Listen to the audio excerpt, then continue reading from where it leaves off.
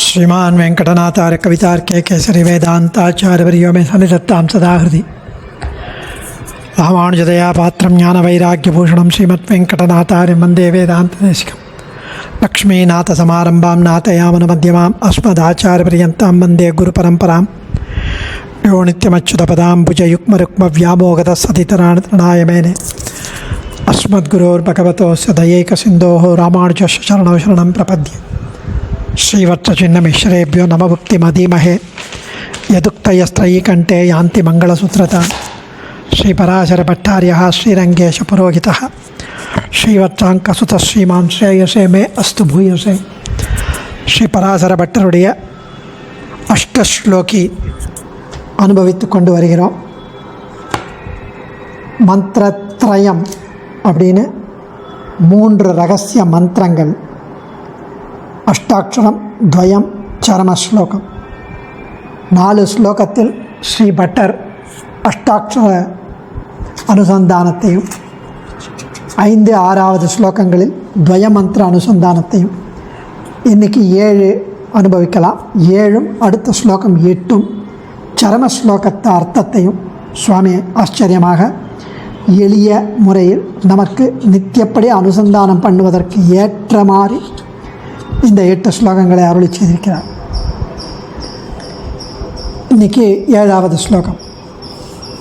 மத் பிராப்தியர்த்ததயா மயோக்தமகிலம் சந்த்யஜ்ய தர்மம் புனः மாமேகம் மதவாப்தயே சரணமித்யார்த்தோ வசாயம் குரு த்வாமேவம் வியவசாயயுக்தமகில ஞானாதிபூர்ணோ ஹ்யஹம் மத்ப்ராப்தி பிரதிபந்தகைர்விரஹிதம் குர்யாம் சுச்சம் மா கிருதாः மத்ப்ராப்ததயா மயோக்தமகிலம் சந்த்யஜ்ய தர்மம் புனः மாமேகம் மதவாப்தயே சரணம் இத்யார்த்தோ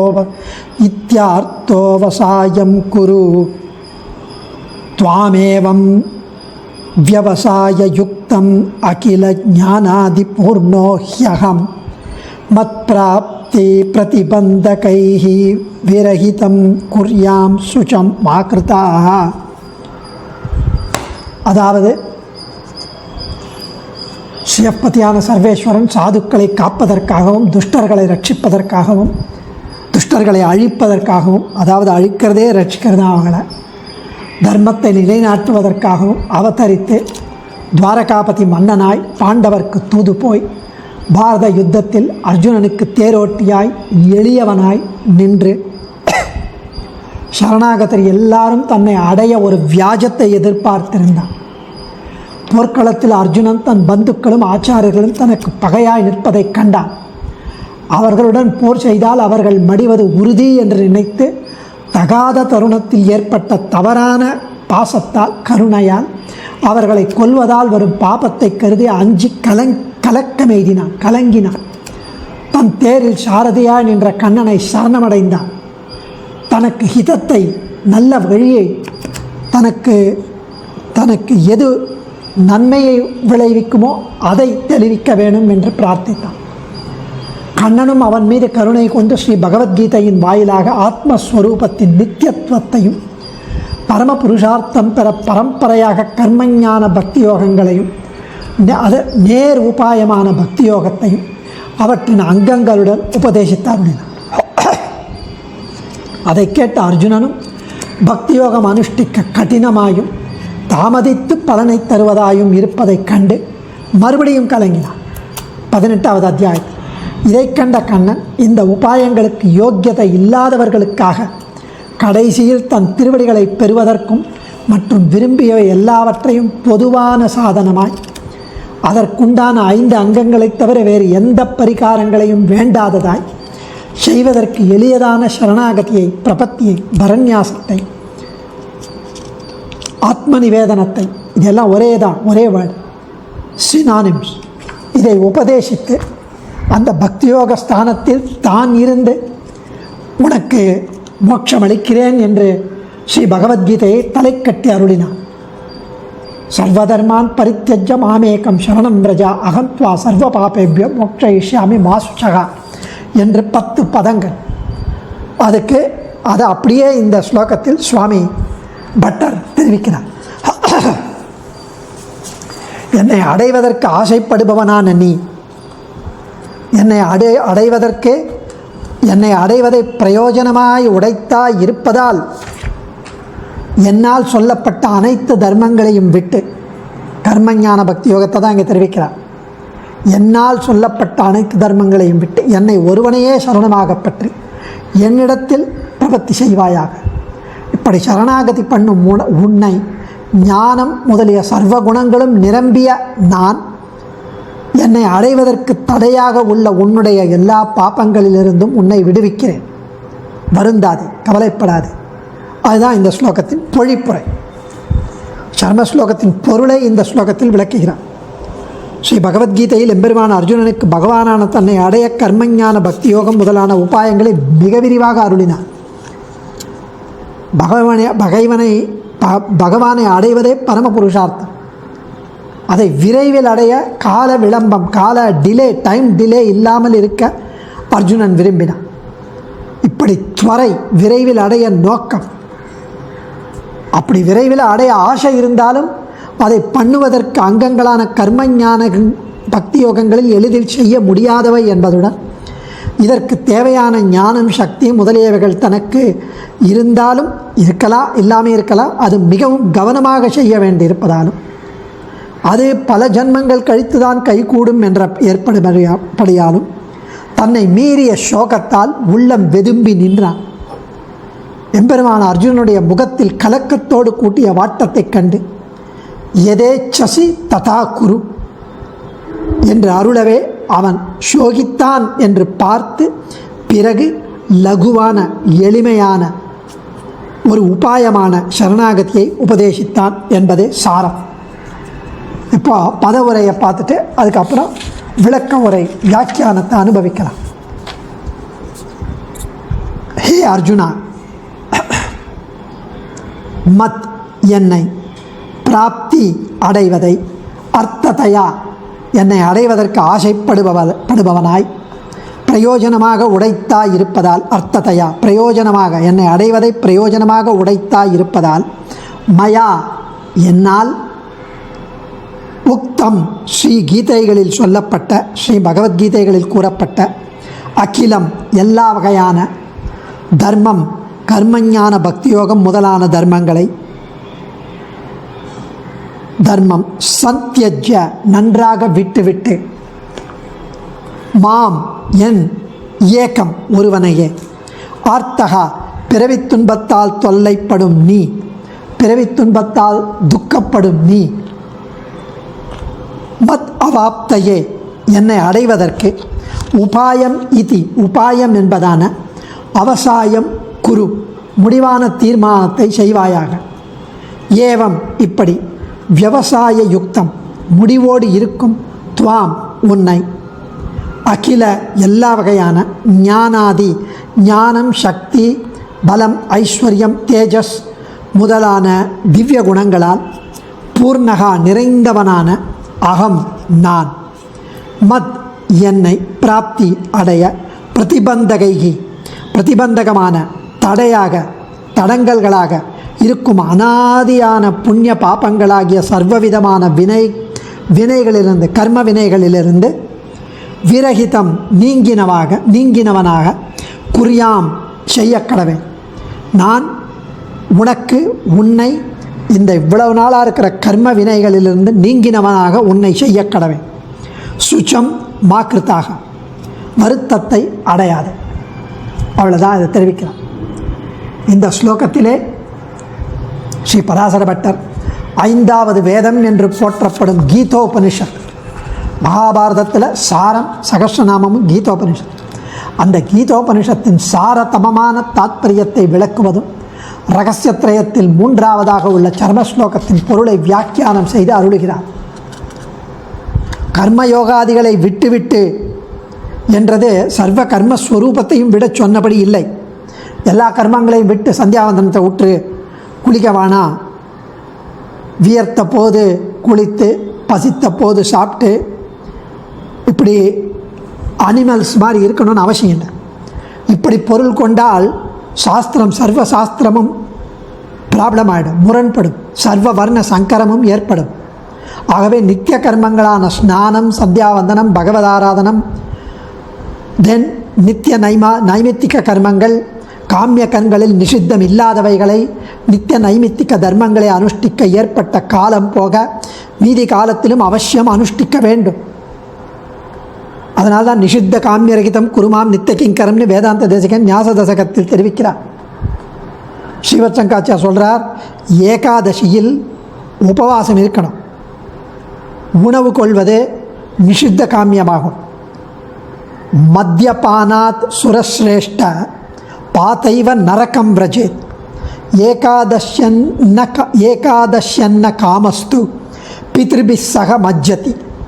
மத்தியபானாத் சுரஸ்ரேஷ்ட பாத்தைவ நரகம் விரஜேத் ஏகாதஷ்யன்ன காமஸ்து பித்ருபிஸ் சக மஜ்ஜதி. அதாவது ஒரு அந்தணன், ஒரு பிராமின் கள் குடித்தால், சாராயம் குடித்தால், ஆல்கஹால் உண்டால் அவன் மட்டிலும் நரகம் போவான்.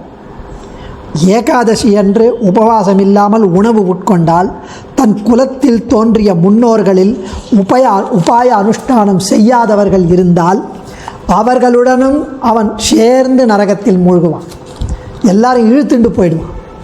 ஏகாதசியாம் சுரஸ்ரேஷ்ட, இன்னொரு ஸ்லோகம், ஏகாதசியாம் சுரஸ்ரேஷ்ட யோ புங்க்தே த்விஜ ஜன்மவான் பிரதிகிராசம் அயம் புங்க்தே கில்பிஷம் ஸ்நாவிட் சமம் ஸ்வானவிட் சமம்.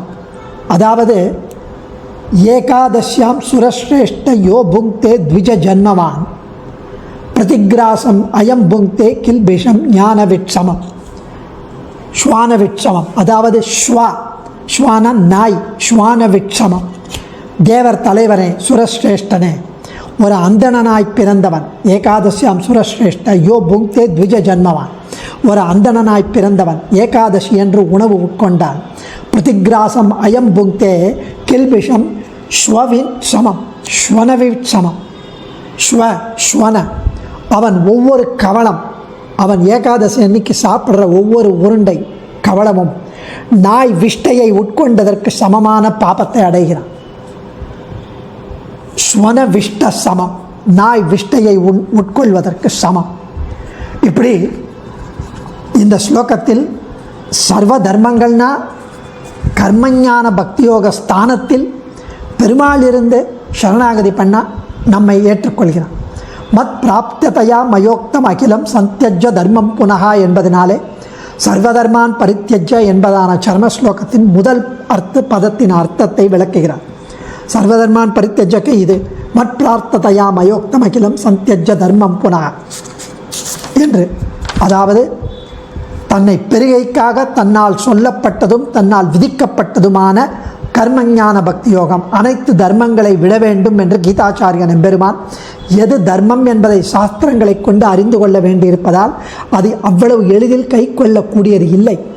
அதனால் இங்கு பகவான் தர்மம் என்று குறிப்பிடுவது பக்தி யோகத்தை, கர்மஞானம் யோகம் பண்ணி அதிலேருந்து பக்தி யோகம் செய்ய அவனுக்கு அந்த ஞானம் விகசித்து வரும். எல்லா என்ற அர்த்தத்திலே சர்வ என்ற சொல் பக்தி யோகத்தின் அங்கங்களை கூறுகிறது. மேலும் தர்மான் என்று பன்மையில் சொல்வது சத்வித்தை, தகர வித்யை போன்ற 32 வித்யைகளை, பக்தி யோகத்தின் வகைகளை காட்டுவதாக நம் ஆச்சாரியர்கள் உறுதியுடன் அறுதியிட்டிருக்கின்றனர் வியாக்கியானத்தில். பரித்யஜ என்ற சொல்லுக்கு கைவிட்ட நீ என்று அர்த்தம். வேறு உபாயங்களை செய்த தகுதி அற்றவன் சேத்தனன் என்பதை இது உணர்த்துகிறது. பரித்யஜ சேத்தனன் அவன் தான் பக்தியோகம் செய்ய இயலாமைக்காக வருந்தினாலும் அவனுடைய மனமோ பலனை பெற ஆசைப்பட்டு துடிக்கிறது. இந்த நிலைதானே சேத்தனனை பிரபத்தி செய்வதற்கு தகுதி உடையவனாக ஆக்கிறது. கைமுதல் இல்லாமல் என்னால் முடியலையே அப்படின்னு வருந்துவது. அந்தணர் அந்தியர் எல்லையில் நின்ற அனைத்துலகும் நொந்தவரே முதலாக என்கிறார் வேதாந்தத்தை. நொந்து போனோம், கார்பண்யம், கைமுதலின்மை, ஆக்கிஞ்சன்யம். ஸோ இந்த நிலைதான் சேத்தனனை பிரபத்தி செய்வதற்கு தகுதி உடையவனாய் ஆக்குகிறது. இந்த தகுதி மிக நன்றாக புலப்படும்படியாக பக்தி யோகம் செய்யும் ஆசையை விட்டு என்பதை பரித்யஜ என்கிற பதமானது காட்டுகிறது. இதில் பரி என்ற உபசர்க்கம் உரிச்சொல் சேத்தனனுக்கு எல்லா காலங்களிலும் எல்லா விதங்களிலும் பக்தி யோகம் பண்ண தகுதி அற்றவன் என்பதை உணர்த்துகிறது. இதனால் இதுதான் பிரபத்திக்கும் முதல் வித்து. சிலர் என்ன நினைச்சுட்டுக்கா சர்வதர்மான் பரித்யஜன்னா சகல தர்மங்களையும் விட்டு விடுவதை விதிப்பதாக கூறுகின்றனர். சர்வ தர்மத்தில் பிரபத்தியும் ஒரு அங்கம் தானே, அதனால் பிரபத்தியும் தானே விட வேண்டியிருக்கும் அப்படின்னு கண்ணன் சொல்கிறான் அப்படின்னு அவர்கள் ஆர்கியூ பண்ணுறனர். விதி விகித கர்மங்களை அனுஷ்டிப்பதாகவே தத்தம் கடமைகளை விடக்கூடாது என்று ஸ்மிருதிகள் கூறுகிறது. இதைத்தான் நம் பெரியோர்களும் அனுஷ்டான பூர்வமாக இன்றளவும் செய்து வருகின்றனர். இதனால் சகல தர்மங்களையும் அடியோடு விடுதல் என்பது தவறானது என்பது தெளிவாக தெரிகிறது. பரித்யஜ என்பதான் இது கர்மஞான பக்தியோகத்தை மட்டும்தான் தெரிவிக்கிறது. மோட்சத்திற்கு உபாயமாக விதிக்கப்பட்டனவாய் அங்கங்களுடன் கூடிய பக்தியோக பிரிவுகள் எல்லாவற்றையும் காட்டுவது சர்வ. பிரபத்திக்கு குறிப்பிட்ட அங்கங்களை தவிர வேறு அங்கங்களை எதிர்பாராத தன்மை. குள்ளன் கொம்புத்தேனுக்கு ஆசைப்பட்டு துன்பப்படுவது போல உன்னால் செய்ய முடியாத பக்தி யோகங்களை நீ படும் வீண் பிரயாசைகளை விட்டு, அதுதான் இங்கு ஓர் உபாயமும் உன் கையில் இல்லாமையாகிய ஆக்கிஞ்சன்யத்தின் அனுசந்தானத்தை முன்னிட்டு கொண்டு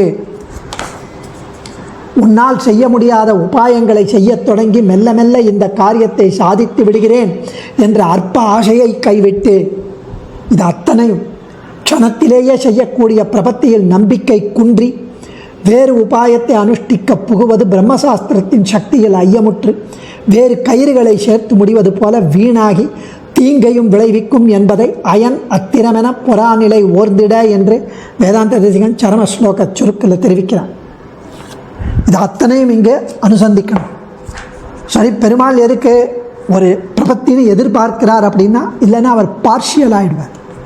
சில பேருக்கு மாத்திரம் எப்படி மோட்சம் கொடுக்கணும், எல்லாரையும் கொண்டு போகணும்ல. ஒரு ஷாக்கை எதிர்பார்த்து ஒரு வியாஜம் எதிர்பார்க்கிறார். இப்படி பரித்யஜ. ஸோ இப்படி ஒரு க்ஷணமும் இந்த பிரகிருதி பந்தத்தை தாங்க மாட்டேன், உடனே மோட்சம் வேண்டும் என்று உடனே கால விளம்பம் இல்லாமல் கேட்பவன் பிரபன்னன். முச்சுக்குந்தர், சித்திரபந்து முதலானோர் கூட ஆர்த்த பிரபத்தி பண்ணியதாய் சம்பிரதாயம். சரணம் கத்வா தாம் முக்தாக முச்சுக்குந்த சத்ரபந்து பிரமுகாகான சுவாமி தேசிகன் அச்சுத சதகத்தில் அருளினார். ஸோ சர்வதர்மான் பரித்திஜ என்பதின் சாரம் மத் பிராப்திய அர்த்ததயா, அது மத் பிராப்தியதயா மயோக்தமகிலம் சந்தியஜ தர்மம் புனக. அடுத்தது பரித்தியஜாயிட்டு மாமேகம் மத வார்த்தையே சரணமிதி. மாம் என்பது என்னை. இந்த இடத்துல பார்த்த சாரதியான கீதாச்சாரியன் மாம் என்று கூறி தன்னுடைய திருமேனியை தொட்டு காட்டுகிறான். 45ஆம் எட்டு ஐஷிங்கர் சொன்னார், திருவல்லிக்கேணியில் பெருமாள் சேவிக்க ஒரு முறை போகும்போது பட்டர் சொன்னாராம், அந்த ஆர்த்தி கற்பூர ஆர்த்தி ஏற்றி சேவிச்சுக்குங்கோ, மாமேக்கம் சரணம் பிரஜா, மாம் என்று தன்னை தொட்டு காட்டின திருமேனி அப்படின்னு உடனே அப்படின்னு அவர் தழுதழுத்த குரலில் பட்டர் சொன்னது சுவாமி ஸ்ரீமத் ஐஷிங்கர் அப்படியே புலகாங்கிதம் அடைந்தார். அவ்வளவு ஆச்சரியப்பட்டு அதை தெரிவிக்கிறார் ஏறார் குணமும் எழிலுருவும் என்ற புத்தகத்தில். தன்னை அடைந்தவனுடைய குற்றத்தை புறக்கணித்து அவனை ஏற்றுக்கொள்ளுமாறு செய்யும் கருணை உடையவன் மாம். நமக்கும் எம்பெருமானுக்கும் உள்ள சம்பந்தம் சுவாமித்துவம். மிக பெரியோர் மிக அற்பர்களோடு ஒரு நீராக கலந்து நிற்கை சௌசீல்யம். பேணி வானோர் காணமாட்டாத தன்னை சகல பிராணிகளும் தங்கள் கண்களாலே காணும்படி கிருஷ்ணனாக அவதாரம் செய்து அப்படி இந்த பாசுரத்தில் கீதையில் ஆச்சரியமாக அவதார ரகசியமும் சூச்சிக்கப்பட்டதாகிறது. ஸோ இப்படி சாரதியாய் தூதனுமாய் என்று வேதாந்த தேசிகன் தெரிவிக்கிறார். சாதுக்களை ரட்சிப்பதே அவதாரத்தின் பலன். இப்படி மாம் என்று தன்னை சுட்டி காட்டுகிறார். ஜீவாத்மா தன்னால் செய்ய முடியாததான பக்தியோகம் முதலியவற்றில் தன் முயற்சியை கைவிட்டு நிற்பதையும் அவனுக்கு எம்பெருமான் தானே சித்தோபாயமாக ரெடியாக இருப்பதையும் இத்தாலே காட்டுகிறான். அவன்தான் மோட்சம் கொடுக்கிறான், பிரபத்தி கிடையாது. பிரபத்தி அவனுடைய பிரீத்தியை சம்பாதிக்க. இங்கு மாம் என்கிற பதமானது தன்னை அடைவதற்காக பிரபத்தி பண்ணுபவனுடைய பொறுப்பை, பிரபத்தி மதவாப்தையே சரணம், தன் பண்ணுவனுடைய பொறுப்பை ஸ்வீகரிக்கக்கூடிய கர்த்தாவான எம்பெருமானை குறிக்கிறது மாம். மாம் என்று எம்பெருமான் தன்னை சுட்டி காட்டும் போது சர்வலோகத்திற்கும் ஹிதத்தையே செய்ய இவ்வுலகில் அவதரித்துள்ளேன் என்று புரிஞ்சுக்கணும். சகலரும் பயப்படாமல் அணுகுவதற்காக சுலபனாய் உள்ளேன், எப்பொழுதும் சேத்தனன் என் திருவடிகளில் சரணாகதி பண்ணுவான் என்று அவனுடைய ரட்சணத்தில் அவசர பிரதீட்சனாக இருக்கிறேன், ரெடியாக இருக்கிறேன். என்னுடைய வைபவம் கண்டு சேத்தனன் பயப்படாதபடி என்னை தாழ விட்டு கொண்டு உபாய தசையிலும் போக்கியனாகும்படியான மதுரமான மாதுரியத்தை உடையவனாக உள்ளேன், இனிமையாக உள்ளேன். ஆஸ்ரித விஸ்லேஷ அசகிஷ்ணுதையாலே, ஆஸ்ரிதனை பிரிந்து என்னாலே பொறுக்க முடியாது. தன்னை அடைந்தவர்களின் பிரிவை பொறுக்க முடியாதவனாய் அவர்களை இறுக அணைத்து கொள்ளுபவனாக இருக்கிறேன்.